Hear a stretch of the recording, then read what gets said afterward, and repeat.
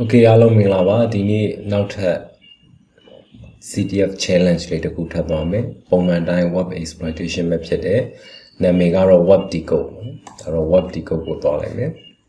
သွားလိုက်ရင်ဒီကောင်လေးကတော့ easy challenge လေးတွေဖြစ်တဲ့အတွက်သိအရင်ခက်ခဲစဉ်းစားမှမရှိဘူးပေါ့နော်အဲ့တော့ description ကပါပြောထားလဲဆိုရင် web inspector ကိုမင်းဘယ်လိုသုံးနိုင်လဲအဲ့တော့ဒီလိုအပ်တဲ့အချက်လက်တွေကတော့ launch လုပ်ပြီးရင်သိမယ်အဲ့တော့ hints နေနဲ့ပြောလိုက်ရင်တော့သူက web inspector ကိုအသုံးပြုတယ်ဆိုလို့ရှိရင်ကျွန်တော် web page မှာရှိတဲ့တခြား file တွေကိုလည်းမြင်တွေ့ရနိုင်တယ်တဲ့အဲ့တော့ flag ကတော့ encode လုပ်ရင်လည်းလုပ်ထားမယ်ဒါမှမဟုတ်လည်းမလုပ်ထားဘူးပေါ့အဲ့တော့အကြမ်းမြင့်ဒီဟာလေးကိုစဉ်းစားကြည့်လိုက်တာနဲ့ကျွန်တော်တို့ကဒီ web ရဲ့ကျွန်တော်တို့ source code ထဲမှာ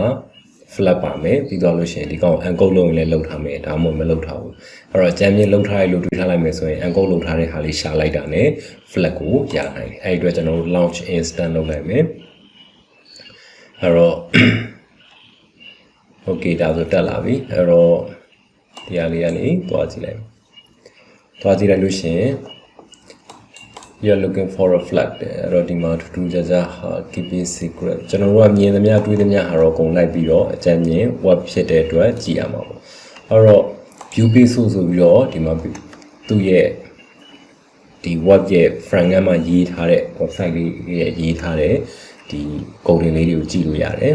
အဲ့တော့ကြည့်လိုက်လို့ရှိရင်ဒီမှာတော့ဘာတွေ့ရမလဲဆိုလို့ရှိရင် header ထဲမှာဒီကောင်ရှိမယ် HTML file ရှိတယ် file 3ခုချိန်ထားတာရှိမယ်ထူးထူးခြားခြားတော့ဒီမှာမှမတွေ့ဘူးပေါ့နော်အဲ့တော့မတွေ့ဘူးဆိုလို့ရှိရင်ကျွန်တော်ဒီမှာနောက်တစ် file ထပ်သွားပြရတယ်အဲ့တော့ဒီမှာထပ်ပြီးတော့ကျွန်တော်ပုံရှိမယ်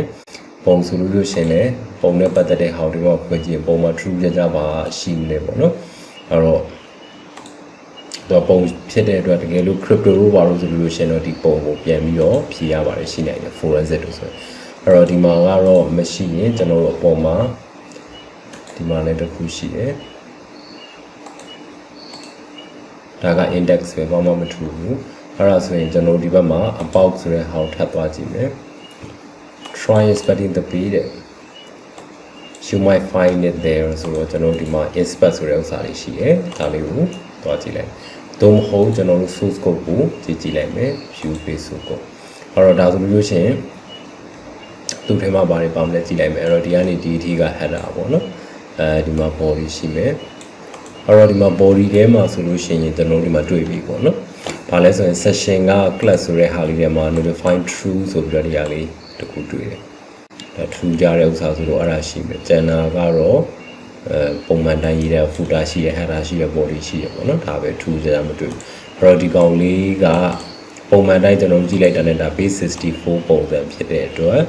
base 64 encode လုပ်ထားတာဖြစ်နိုင်တယ်အဲ့ဒါကို decode လုပ်လိုက်ရအောင်ပုံမှန်တိုင်းပဲ base 64 decoder တွေကနေတွားပြီးတော့ online decoder တွေကနေတွားပြီးတော့လုပ်လို့လည်းရတယ်အဲ့တော့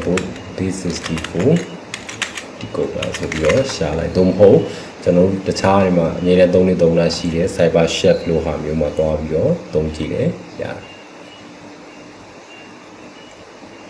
အဲ့ဒီမှာကျွန်တော်တို့ paste ထည့်လိုက်ပြီးတော့လို့ရှိရင် decode ဆိုပြီးတော့စမ်းကြည့်လိုက်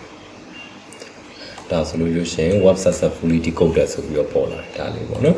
အဲ့လိုမဟုတ်ဘဲနဲ့ဒီ Kali Linux လိုဟာမျိုးမှာဆိုလို့ရှိရင်တော့ base 64 decoder default ပါနိုင်တယ်ပါနိုင်တဲ့အတွက်ကျွန်တော်တို့အဲ့ command လေးနဲ့စမ်းကြည့်လို့ရတယ်အဲ့တော့ခုန file လေးကိုကျွန်တော်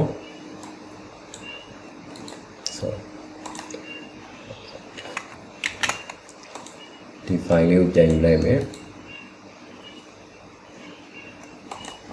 ပြီးတော့လို့ရှိရင်ဒီမှာချလိုက်မယ်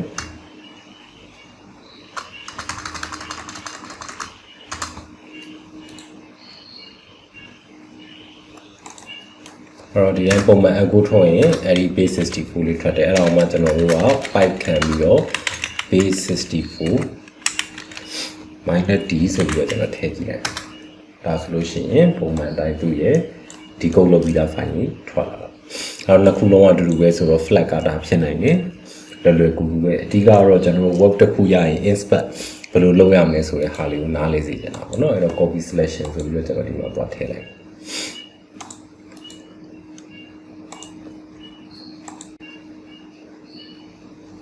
okay ဒါဆိုရင် solve ဖြစ်သွားပြီအဲ့တော့ဒီ challenge လေးကတော့